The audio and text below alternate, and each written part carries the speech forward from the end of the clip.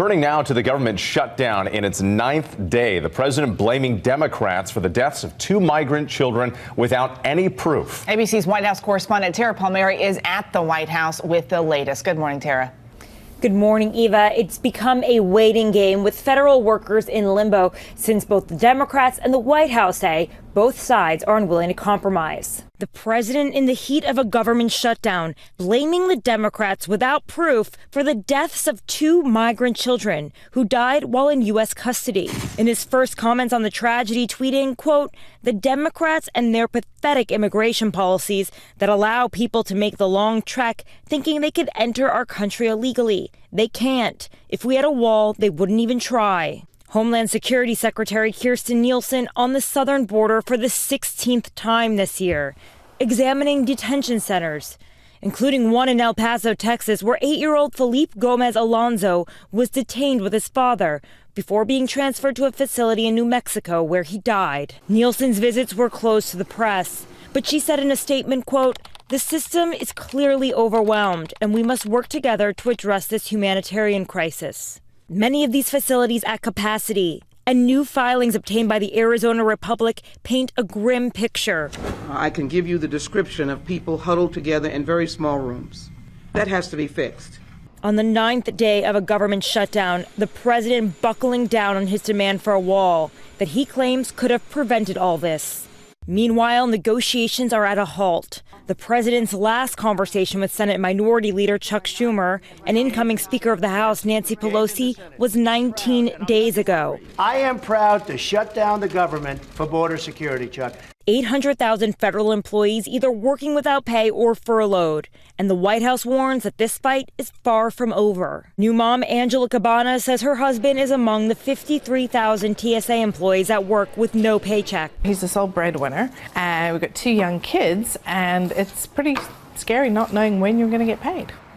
And now the president's outgoing chief of staff, John Kelly, in a new interview with the Los Angeles Times, acknowledging that the administration long gave up on the idea of a concrete border wall, telling the paper, quote, "To be honest, it's not a wall." He added that the president privately calls it a barrier or fence. Dan? Tara, thank you. Let's bring in ABC's Martha Raddatz, who's in Washington right now, where she will be co-hosting This Week later this morning. Martha, good morning. Let's talk about the president blaming Democrats for the deaths of those children at the border. You've spent quite a bit of time reporting all along the southern border. Is there any validity to the president's claim that if we had a wall there, migrants wouldn't even try to make this dangerous journey?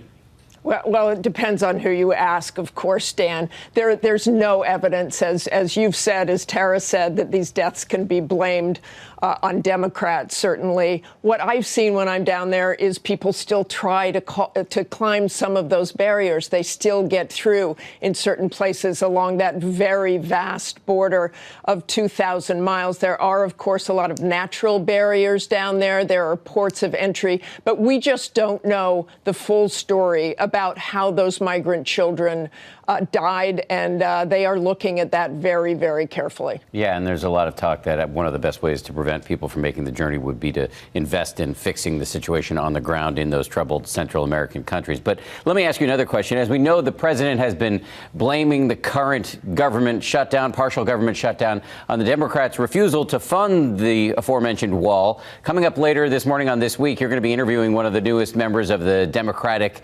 leadership in the House, the incoming leadership.